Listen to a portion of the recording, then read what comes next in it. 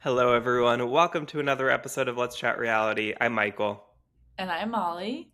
and we're here today to talk about a supersized episode of Survivor 50, episode 10, featuring Mr. Beast. Jimmy Donaldson arrived in Fiji and turned the game upside down, flipped a coin, and nothing will ever be the same. So I'm excited to get into what I might say, and I feel like I may have said this a couple weeks ago as well. I think this was the best episode of the season, Molly. What do you think? Yeah, I agree. I really enjoyed this episode and I like this twist, surprisingly. We were skeptical maybe too many twists we were going to be seeing this season, but this Mr. Beast twist was a good one. Mm-hmm. Overall, how would you rank the celebrity cameos we've seen this season? Well, Mr. Beast number 1, of course. And then, well, does Billie Eilish count as a Yeah, Billie cameo? Eilish counts. I don't know that Okay. she knows she counts, but she Yeah. does.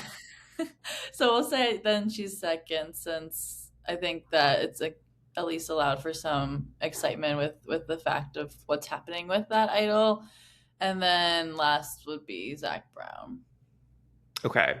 And then don't forget Jimmy Fallon as well. Oh, and Jimmy Fallon. Sorry, last would be Jimmy Fallon. Yeah. Then it would be Zach Brown, then Jimmy Fallon.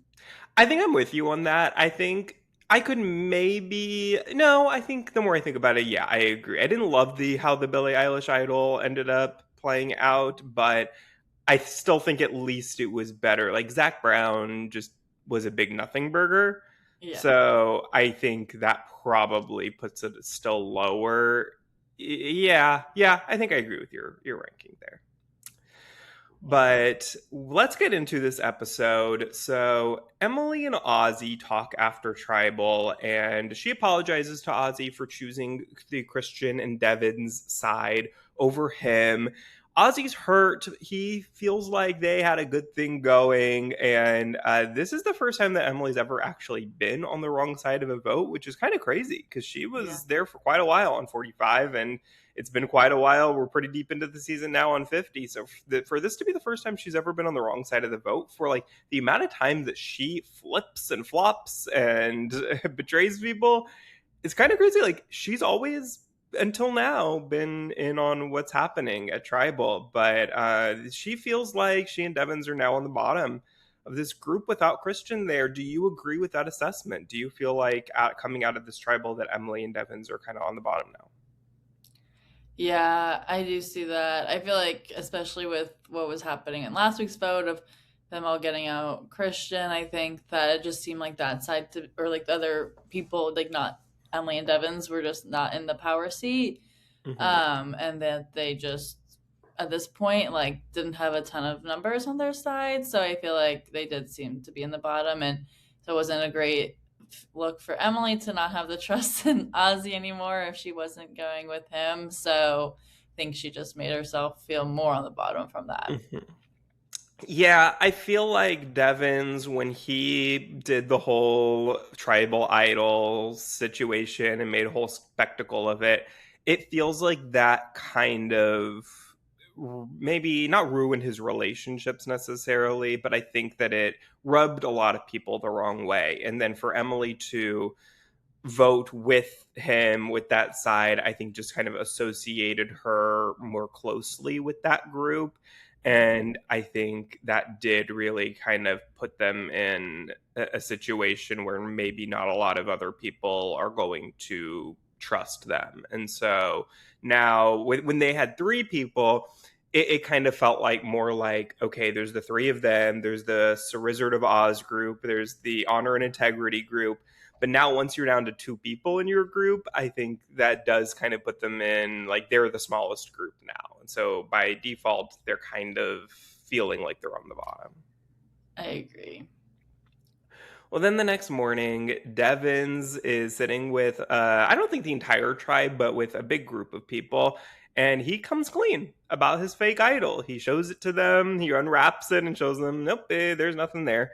And he explains that he used the wrapping from the boomerang idol. And, people are reacting like, wow, that's genius. That's really smart. But we see at least Joe talk in his confessional and be like, that just makes me want to target him more, because this was look at how manipulative he can be. Look at how he can come up with this entire scheme, and that does not make me want to work with him. So do you agree with that, or do you feel like that is just Joe being Joe? Yeah, I feel like that's Joe being Joe. He's all the honor and integrity and all this lying and deceiving. It shouldn't happen, but obviously that's part of Survivor. And I was actually surprised to see like other people weren't as concerned about this. Like it seemed like mostly Joe. I mean, maybe that was the only confessional we really saw because he was the most anti Devins already.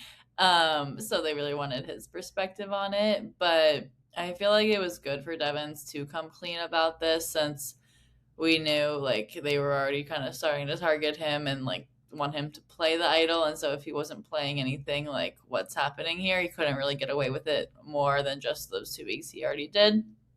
So I think it was smart because now he's like, actually, like, I really don't have an idol. Like, don't target me and make me play my idol because it's not real. And so I'm curious to see like what's gonna happen with that now moving forward that he's not having the idol, but or like it's really not an idol, even though he claimed it was. So it's gonna be interesting to see that. But from Joe's perspective, obviously, like he doesn't like anyone who's lying and being deceitful, so he's just gonna think that's even an extra straw there that he's so strategic that everyone also believed him and he was convincing that he could even get that by was impressive. So, I mean, I think that's great Survivor play if people don't speculate something that is obviously a lie. So I'm proud of Devins for that. Yeah, I mean, look, I have my feelings about Joe's honor and integrity mentality and all of that, but I've actually been enjoying Joe a lot more this season than I did in 48, just because I feel like on 48, most of the cast, like even if someone like Camilla and Kyle and whoever else probably like didn't necessarily agree with the whole honor and integrity situation, they kind of like pretended like they did to appease him. And so Joe never had anyone like pushing back on his mentality there. And here you have people like Devins, who we saw earlier in the season. They didn't have the best relationship, before this whole fake idol situation either. They really had a clash of just mentalities of how you play Survivor. And you have someone like Emily speaking out about it, not to his face necessarily, but like is being very clear, like, yeah, this is dumb. And he has to work with these people, or not work with them, but like to deal with being not having everybody just kind of groveling at his feet like they did on 48. And I think that's so interesting. That's, to me, this is Survivor. This is reality, competition reality TV at its best, when you have these different mentalities, these people from different walks of life, and just some people having to these different mentalities of like what is the line in a competition show between playing the game and what is too far and what is too personal and what is, where is that line? And everybody, it's different for everybody. And I think on the new era of Survivor, you generally have people who are super fans, and so that line is pretty darn far. But then you have someone like Joe, and maybe even Coach is in that, and all the Stephanie and these different honor and integrity group. But I think Joe is the kind of classic example of somebody who, yeah, this is, I have my morals and I have my integrity, and I'm not willing to cross that. And having to deal with people who don't have that same mentality is so fascinating to me. Yeah, no, it is interesting to see that dynamic within the tribe of their difference in opinions of how they should be playing Survivor. So it makes for some good TV. Hmm. And then, going to the whole Devin situation, barring what I just said, I I kind of agree with Joe that, like, I don't think after hearing all of this from Devins that, like, I probably would feel a certain type of way about working with that person unless they were already my closest ally. Like if I'm Emily, yeah, I'm I have no other choice than to stick with Devins at this point. But and Christian was in on all of it as well, so he knows that he can trust Devins. But like for anyone else in the group, yeah, I don't think I'm necessarily trusting Devins after he just pulled off this whole scheme. Like, yeah, I probably would want to get him out pretty early. Yeah, definitely. But then we get to the Survivor auction, which I was so excited to see back this season. We get it so sparingly at this point on Survivor that anytime we get it is just so exciting. And on top of that, we get a classic option for the first time since I think season 30 or 32. Now I'm forgetting, I think 32 maybe of Survivor. It has been a long, long time since we have seen a classic Survivor auction without the whole everybody trying to find the jungle and getting money, and that's the money that you have that you can spend, and you can't split it with anyone. And if you run out of money, then you lose your vote. Like all these rules that we've seen, and the couple times we've seen it in the new era, none of that nonsense. We just get a classic, good old auction. So, how excited were you to see this? I was so excited. It was great to see that they didn't have to lose a vote by not spending enough money or whatnot. Like it was just classic, just get what you want. Hopefully it's something you want. And then it was fun to see it. So I was really excited. Yeah, and no advantages at the end of it. Nothing. It was just when it was done, it was done, and there was nothing to hold your money for. So, and there was a theme of comfort and chaos. Now, I think that was kind of a loose theme. I don't know. There was nothing to like. We've had mystery items and things like that before. Like, yeah, I guess there were a couple of kind of fun little twists to it, but like, we didn't need that whole theme. No, I was thinking the chaos was going to be way worse than what it Me was. too. I think everyone did. Yeah. I think like, No. everyone kind of went up there and was like, is there chaos to this? Like, and he's Yeah. like, no, it's just a milkshake. I'm like, okay. Yeah. But Very we don't need skeptical. to go. Yeah, we don't need to go through all the items, but were there any highlights for you? Like, what would have caught your eye in the auction? Oh, that milkshake, I think for sure that Emily got, that looked really good, especially when you're out in Fiji in the sun. Like I feel like something cold I would want and sweet. I'm always someone who craves the sweets, so also the chocolate chip cookies also looked amazing. Hmm. That was one that was hidden, but like that wasn't too bad. Aubrey was also excited to eat the grub, so I think that was a big highlight of just seeing Oh yeah. Aubrey and Rizzo did nothing, even though Aubrey was the one that paid it and chose to share it with Rizzo, and then she had to eat all the grubs, or two of them, before they could win the cookies. But then I'm sure the cookies were a nice palate cleanser to those grubs. I have to say, those cookies didn't look great to me. Like they Really? looked too like I don't know, maybe too crispy, too something. Like they kind of didn't look like I don't know. When I like a cookie that is like maybe a little crunchy on the outside, but like then like soft on the inside. And to me, those looked very crunchy. Okay, I didn't get that sense. They did look a little bit softer. Like I feel like when they started to bite into them, but maybe I didn't pay Maybe close I need to attention. watch them bite into it again because I Yeah, was I just need kind to of looking watch at it them. like on the plate, and I was like, I don't know if those look the best. But look, when I'm out there, I'll take whatever. I'm not going to be picky. Yeah, especially Um, with the milk. I a love little milk. behind the scenes here, I have my notes of all of the items, and I have written down here snake tray, and I'm like, what in the hell was a snake tray? It was snack tray, and Yeah, no, I I was don't think like, it I was. don't remember a snake tray. Like, I think I would remember that. That's But I think to me, what really caught my eye was the blanket that Suri won. oh, That's what I would want for a couple of reasons. Because first, that is the only thing of this entire auction that you can take home with you. So besides the letters from home, of course, but everyone got that. But of the other items, like everything else, like yeah, you eat it and then it's gone, and then you have the next 10 days or whatever, however much longer they're out there, and you don't get to enjoy it anymore. But the blanket you get for the whole rest of the time you're there. Also, you can use it as bartering tool because if one night everybody's cold or somebody's complaining and you're like, do you want my blanket? And then maybe it's a gesture of goodwill. So I think you can use that to your advantage. And we know how much Saria loved her robe on BB25. So I was not surprised to see that she immediately went for this blanket as well.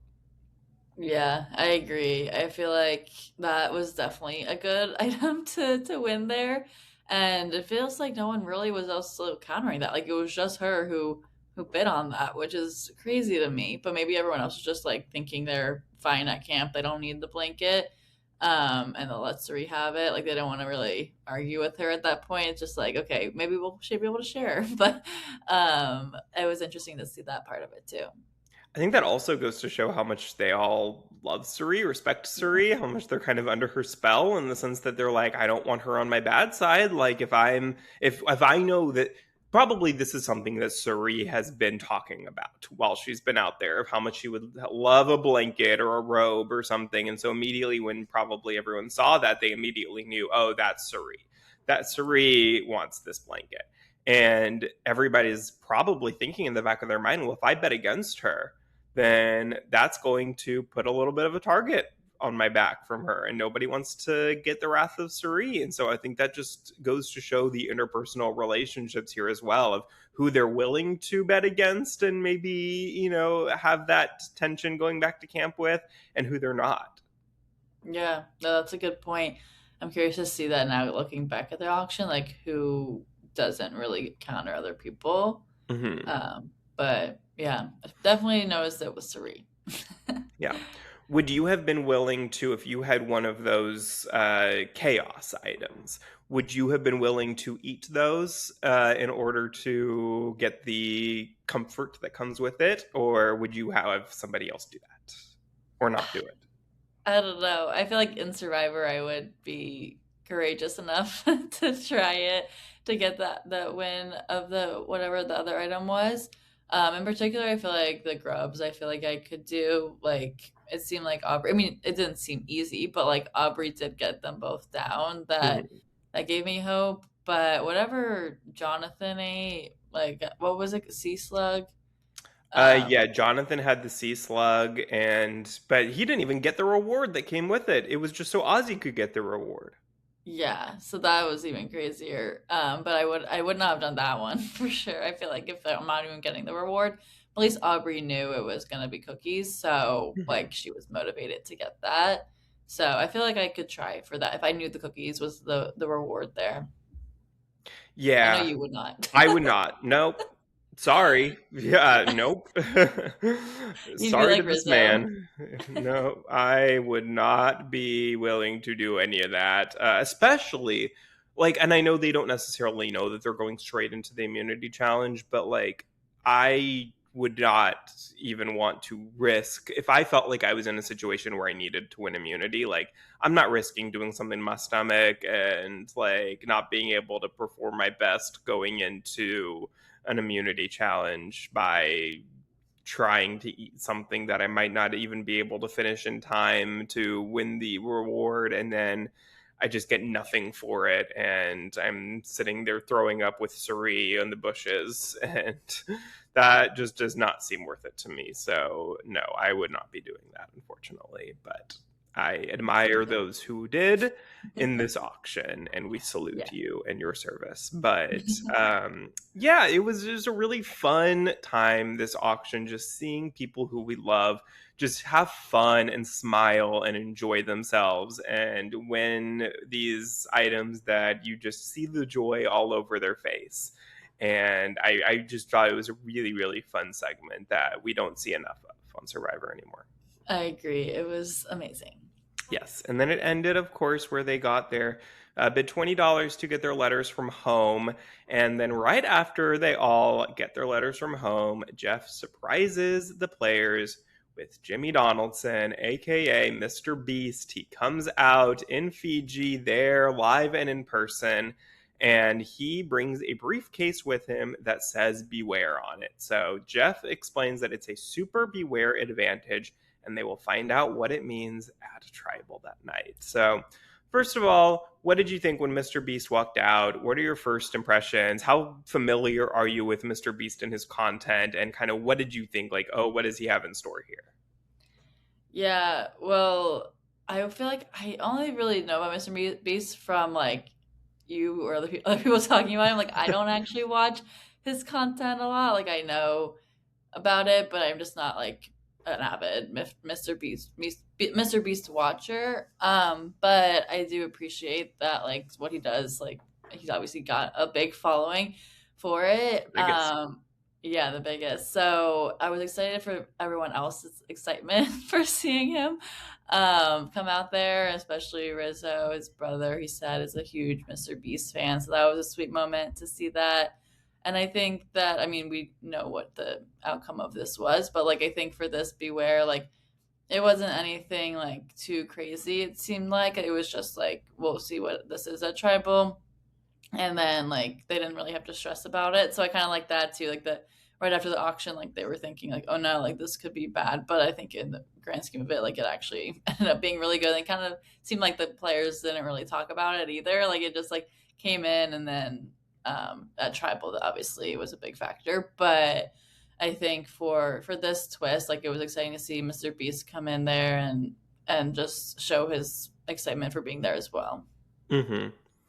Yeah, I mean, I have watched quite a bit of Mr. Beast. I don't watch as much anymore as I used to of his videos, but I have certainly seen my fair share of them, and I have seen both seasons of Beast Games as well.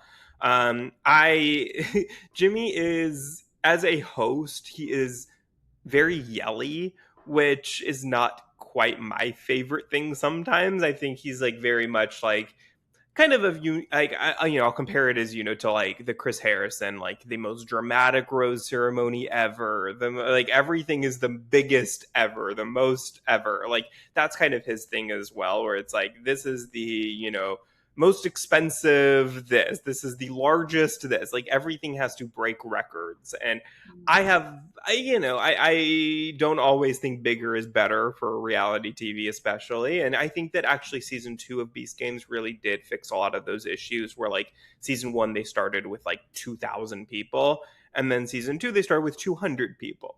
So it was a big difference, and I think that certainly helped in order to, like, you want to get to know the people, and you don't want to necessarily have start with so many people that by the time you get to finale it's like, I don't know who these people are. I've seen them for 3 seconds on screen. So I think he is learning and growing as time goes on, which I appreciate. And then he actually just did an interview a few weeks ago on RHAP with Rob, and I that actually like really made me like Jimmy a lot more, because it felt like he really was like listening to criticism, and he likes to watch podcasts that are reviewing his shows and seeing what he can do better and what the criticisms are. And I appreciate that, because not all hosts and shows do that. Hi, Big Brother. They don't listen to anything. So I appreciate when they're actually trying to get better, and that actually made me like Mr. Beast a lot more from watching that. And so I was excited to see him show up here. I was looking forward to seeing what he had in store.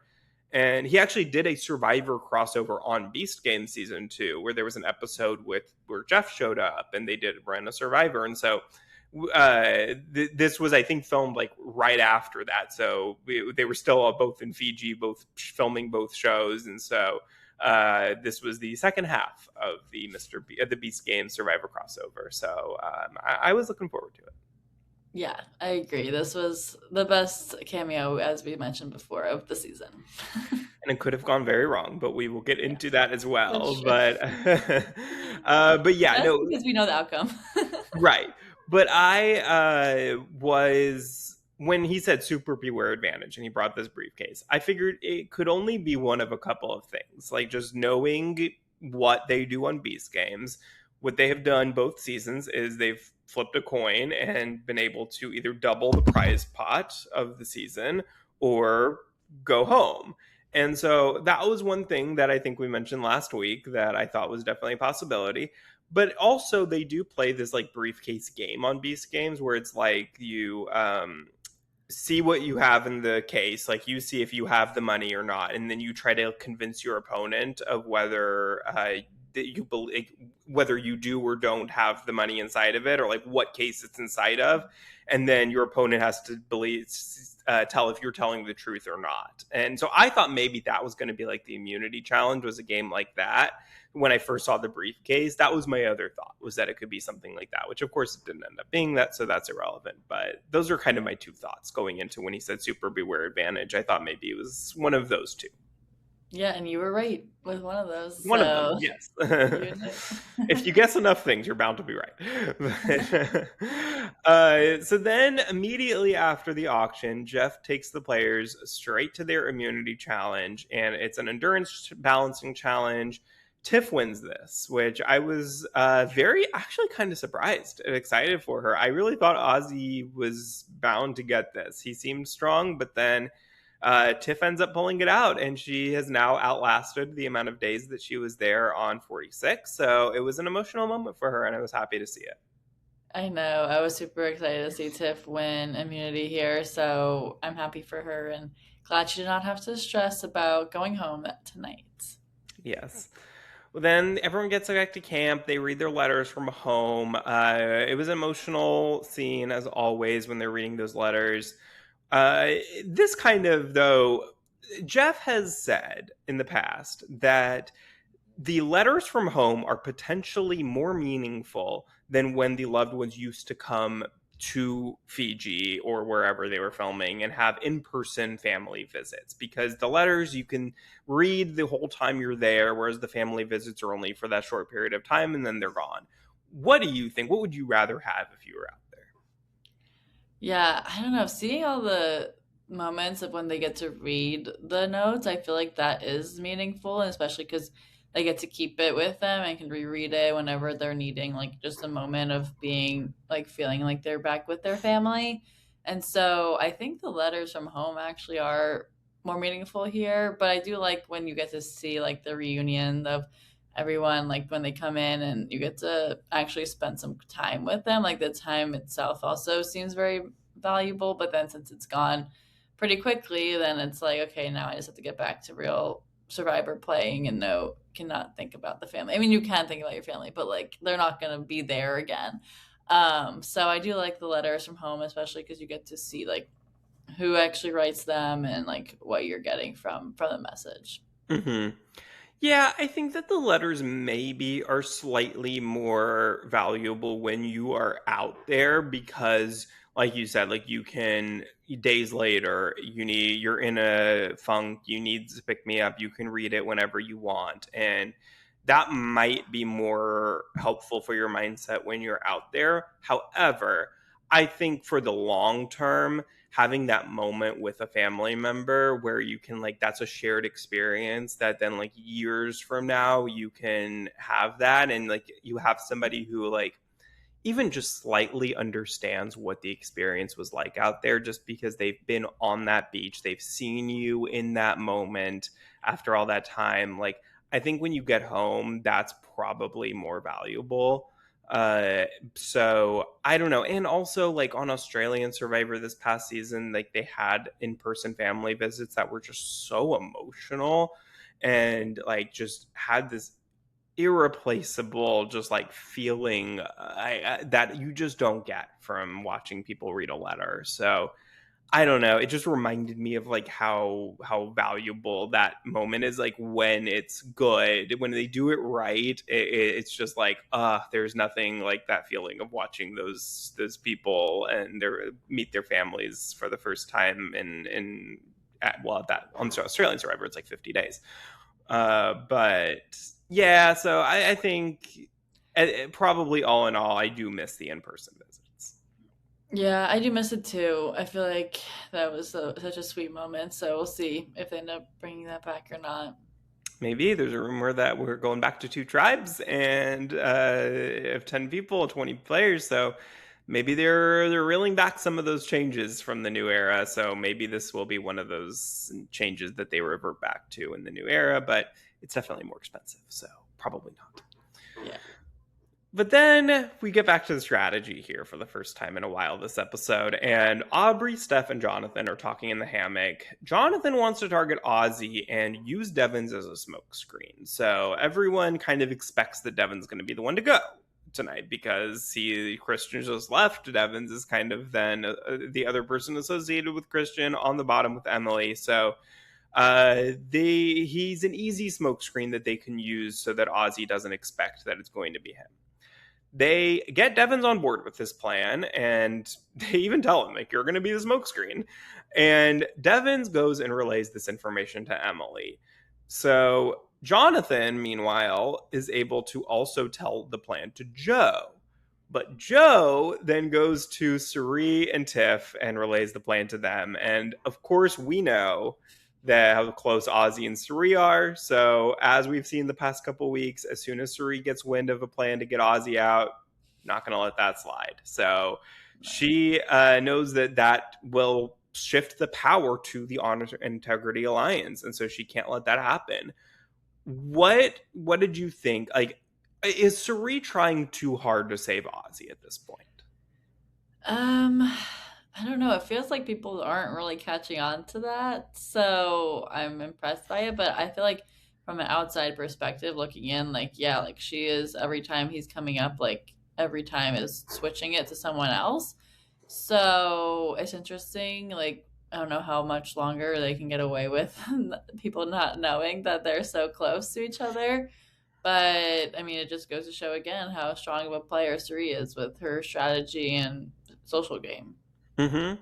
No, I agree. This is not the time to for Suri to let Ozzy go. I think maybe in a couple rounds, maybe it will be because at some point you do have to like take one for the team, I guess. And like if you try week after week after week so hard to save Ozzy, then eventually people will catch on. Like, why are you not ever willing to let Ozzy go?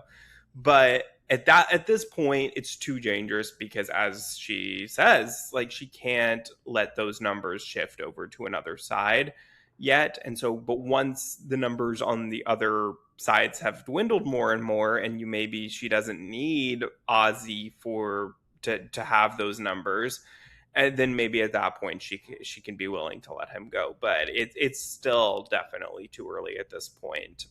But that's what's so interesting about this season, I think, is that the dynamics are so complex that you can't tell somebody a plan without them telling someone who they're close to, and then they tell three other people who they're close to. And it's like everybody feels the need to tell somebody a plan because everybody's so interconnected that if you hear something and you know something is the plan, like you have three other people who you feel the need like to tell them so that they don't find out and find out that you didn't tell them.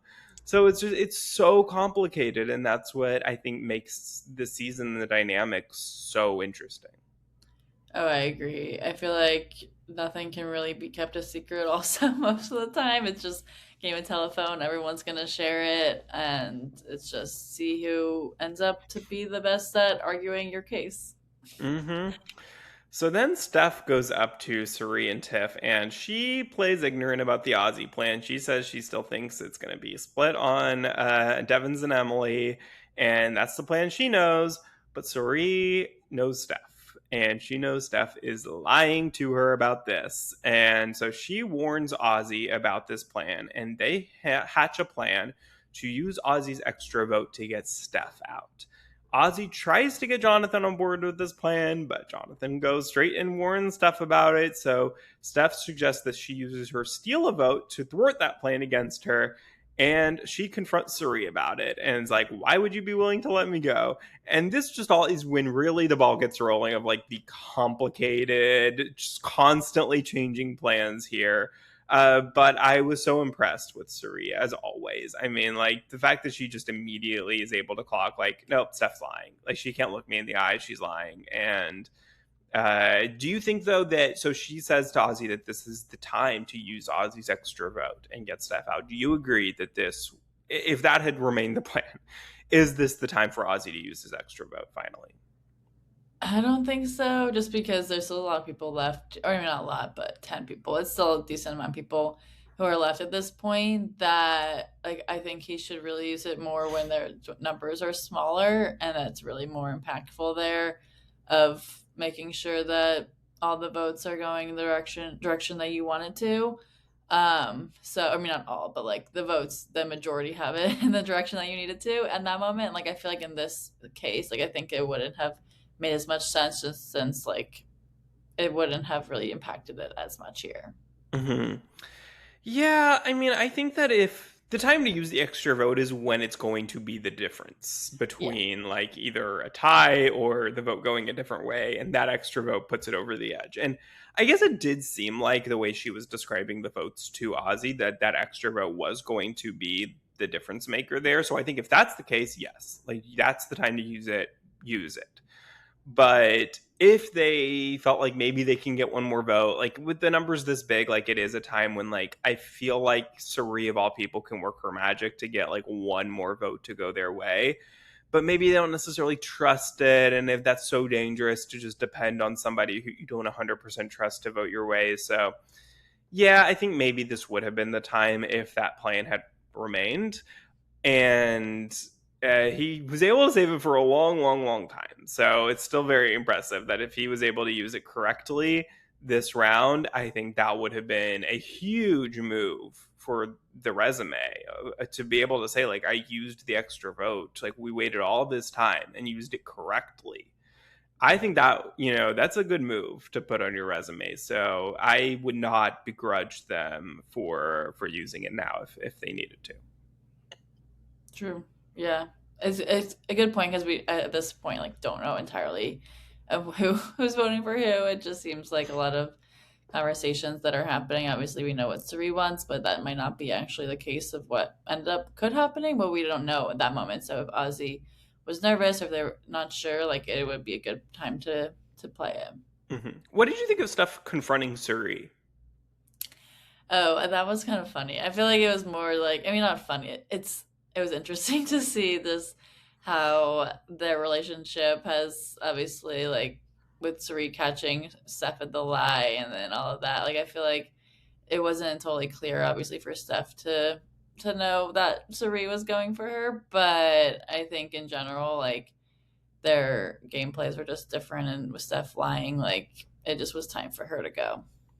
It's so interesting to me because I feel like Steph really feels like Suri betrayed her Yeah. this round. And like even in her exit press, she is like talking about the fact that she felt so hurt by Suri that Suri was in on this plan to get her out. And I'm like, you were so willing to get Ozzy out. Yeah. Like I don't understand, even if like I feel like this is like semantics that she's saying like I wasn't the one to start this plan. But she was very willing to do that and she knew that was going to hurt Suri.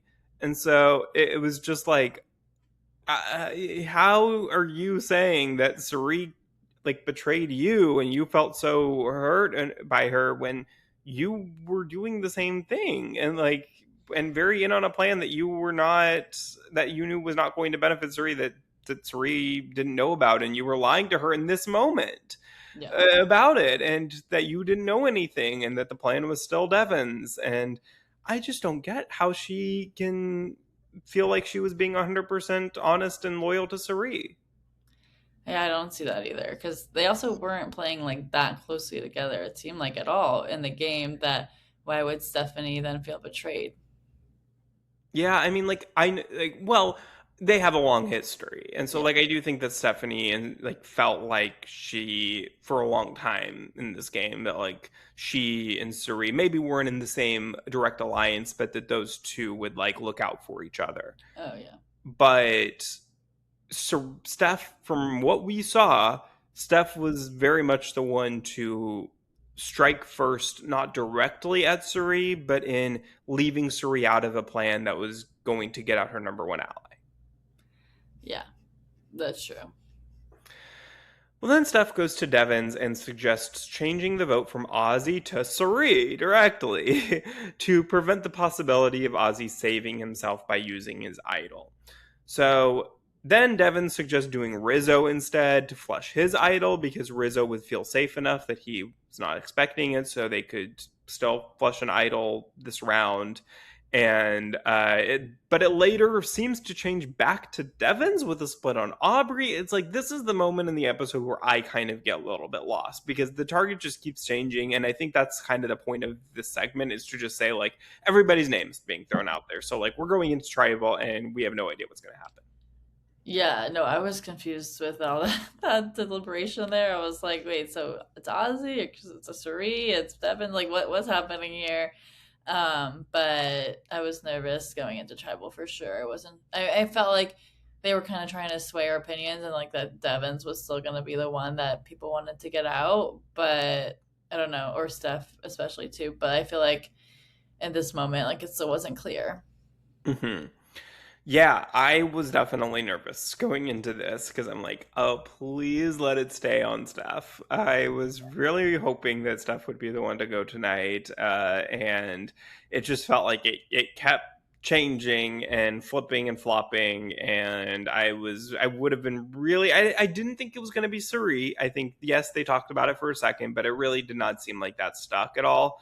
So I kind of felt like it was either going to be Devon's or Steph. It didn't even seem like Ozzy was necessarily an option by the end of the episode. So I didn't. Maybe I thought that it could still be Rizzo, but yeah, it kind of to me felt like Devins or Steph were going to be the two most likely. Yeah, that's what I thought too. Then we get to tribal, and Steph argues that they should have just done the simple plan. Sometimes the simple plan is the right plan, but Devins take umbrage to that because, of course, that simple plan is him. So he knows that she's basically speaking in code saying we should have just gone with Devins. And Devins tells a story of how Steph and Jonathan pitched him to do Ozzy, and Jonathan tries to discredit him, saying, well, basically consider the source. Devins has a history of lying. Steph just keeps denying that she was the one to pitch Ozzy's name. But again, like I said, Steph, I feel like, is going with semantics of like, I was not the one to originally pitch Ozzy. But that's kind of not the point. It's the fact that you very easily went along with it, and now you're trying to completely distance yourself from it. Yeah, no, this segment was really interesting to see Devon's just sharing all the dirty laundry of everyone basically. And it was fun to see everyone's reactions there of just like, oh gosh, like what's happening and like and the chaos that it ensued. So it was a fun moment. Yeah. Well, then Mr. Beast comes out and Jeff explains what the Super Beware advantage is. One player will flip a coin.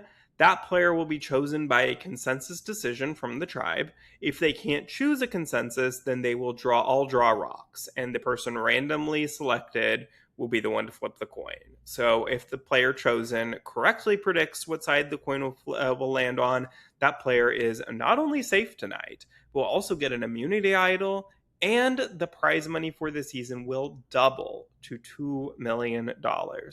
If they're wrong, that player will automatically go home and there won't be another vote tonight. What did you think? What were your initial thoughts on this twist?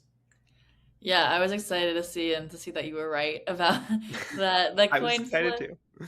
Yeah, and I feel like with the money at stake, like obviously that's a lot. Like doubling $1 million to 2 million, like that's a big win there. So I was really excited for the players there to see if that could be what they end up getting in the end of it. Obviously, like 1 million, like is still a good prize, but 2 million is better. So I was excited to see that and see what the outcome would be. Yeah, I mean, look, this was scary to me because I feel like if the coin had landed and the player who was going to bet on which side they would land on was incorrect, I thought if somebody goes home from Survivor 50 this far into the season, especially by a coin flip, especially if somebody did not Volunteer. volunteer to do it, if it had Yeah. just been picking rocks, nobody wanted to do it. Someone like Suri picks a rock incorrectly, calls the coin, it's incorrect, and goes home because of that. I would be protesting in the streets. So, like, that was scary to me. Like, this could have gone Yeah. horribly, horribly wrong. But I am a proud hypocrite, and I loved it because of the results.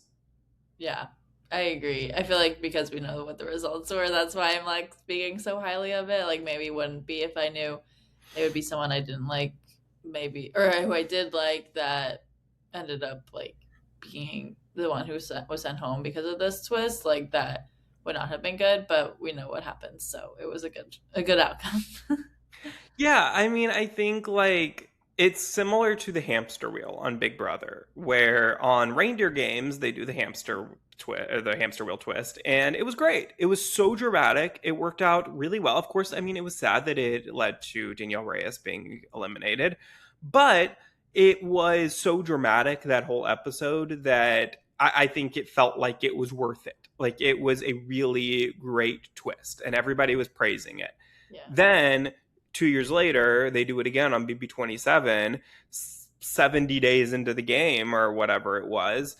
And Rachel Riley goes home because of it after playing such a perfect, not perfect, but a great game all season and being in a great position. And then after that long, is just out because of a challenge, and everybody's having a funeral over it. Like it was horrible.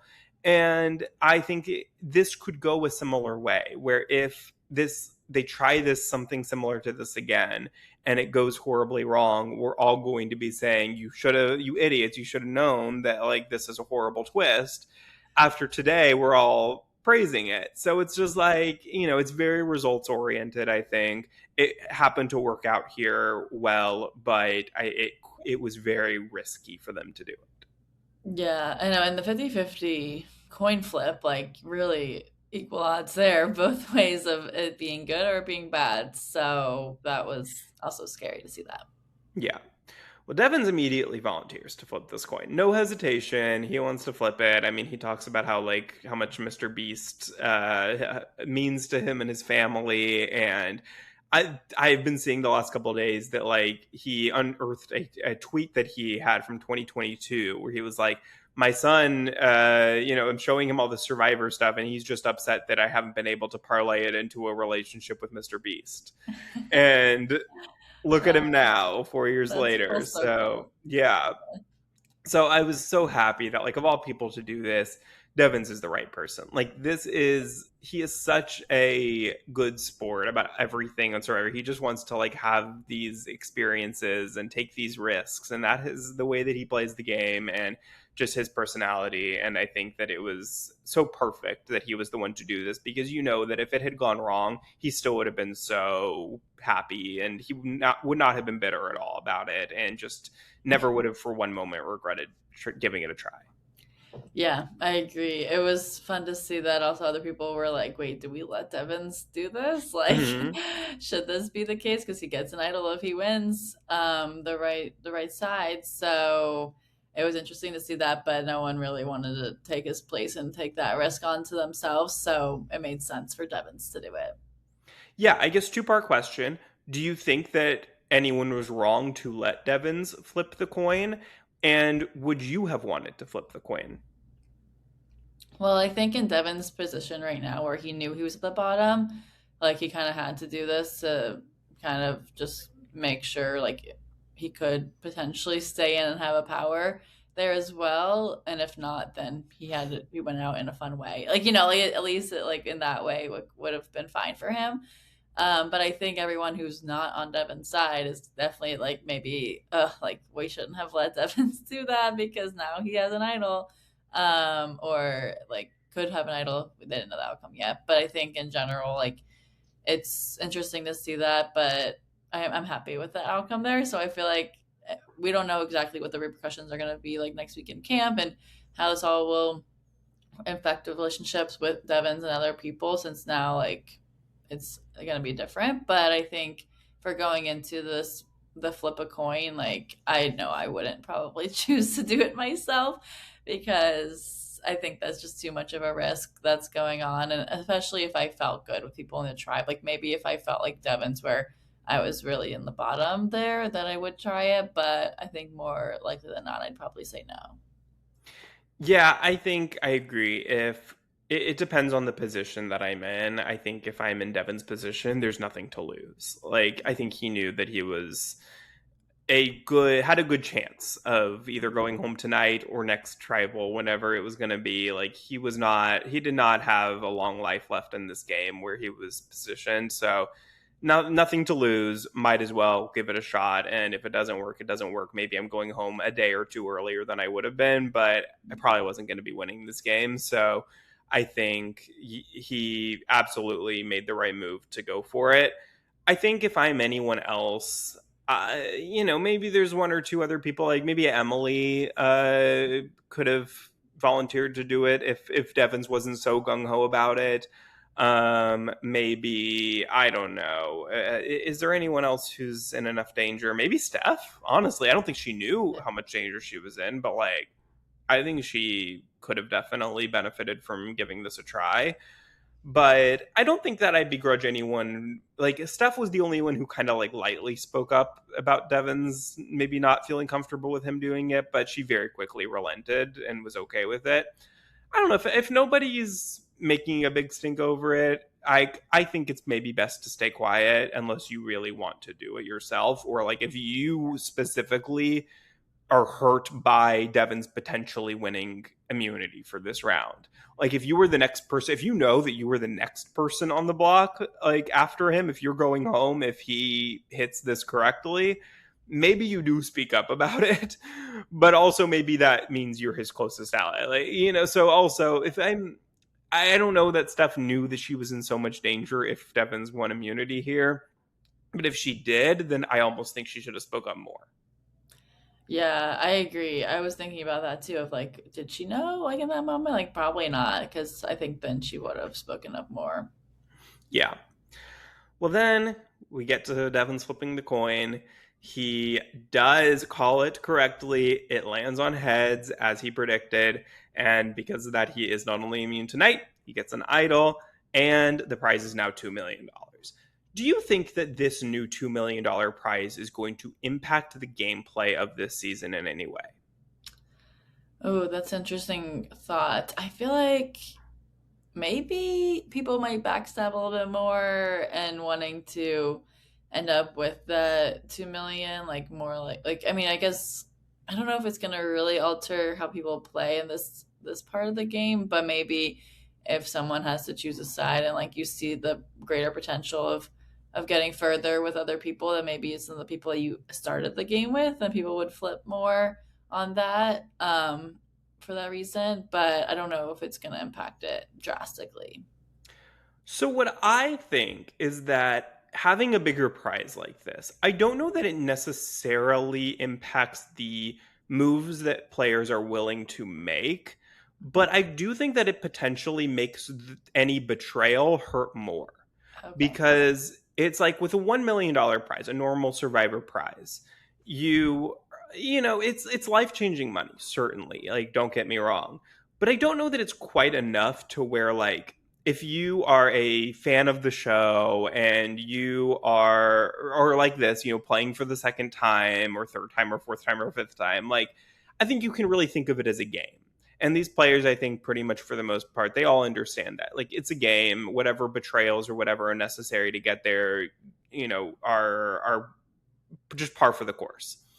But when it's $2 million on the line, I almost think like that amount of money is so life changing that if you are trusting somebody and you're this close to the end, especially, I think that if someone were to betray you that you just really didn't see coming and you're blindsided at tribal, I think that hurts more because it's like you know how much that money could have done for me and my family, and you were still willing to make that betrayal and lie to my face and whatnot.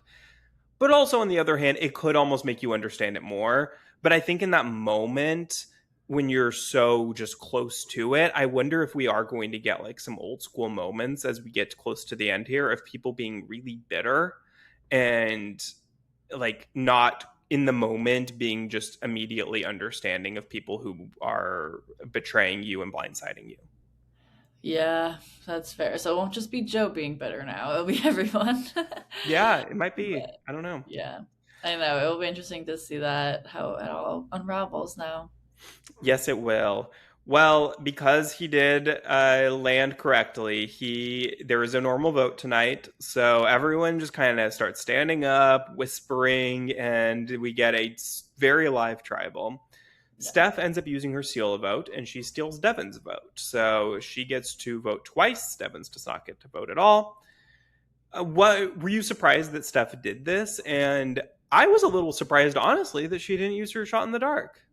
Yeah, no, I was surprised too. I didn't think Steph was gonna end up using her Scylla vote here, but then when she did, I was like, okay, maybe she does think that she's in danger, but then didn't actually work in any way to help her. So I don't know. It was interesting to see that. Yeah, this to me, I agree. This to me said like she really didn't think she was, or she maybe she thought it was a possibility, but she was not like expecting to go home. Yeah. So that was, yeah, a little surprising for me, but just because I think like the way that we were presented it, maybe it seemed like a more likely option than maybe she felt in that moment, and she might have thought like that the plan was still going to be, well, because she voted for Aubrey.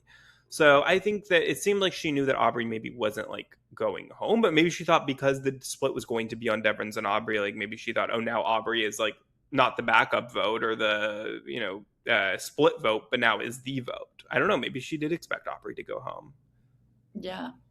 I know. I don't I know. haven't listened to any of her active press, so I don't know if she talked about that Yeah, yet. I so she was saying what and I don't remember what she said about that necessarily, who she thought was going home, but she did say that she thought that if Devins did not play, like if this was a normal vote, that Devins was going home. Oh, But what it, I think the question is like, was Stephanie always going home?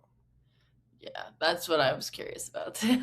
That, and well, and we don't know because we're getting Steph's opinion, like, and Yeah. she didn't think so, but that doesn't mean that that wasn't actually going to be happening. So I think we need Yeah. to wait till more people can talk who were there and can say like, oh no, Steph was always going home and she just wasn't aware of that or not. Yeah. We'll see. Yeah. Well, then Steph is voted out, as we mentioned, in a vote of 8-2. The only two votes not for her were her own on Aubrey. What are your thoughts, Steph, going home here? I was very happy to see that. I feel like throughout the season I've just been wanting her to get out. So now that she is out, I'm thrilled, and especially now that it happened this way, where Devon's also got an advantage and got to increase the prize pot. It just was a great ending to this episode. Yeah, it stuck the landing. It stuck the landing. I was very happy with this as well.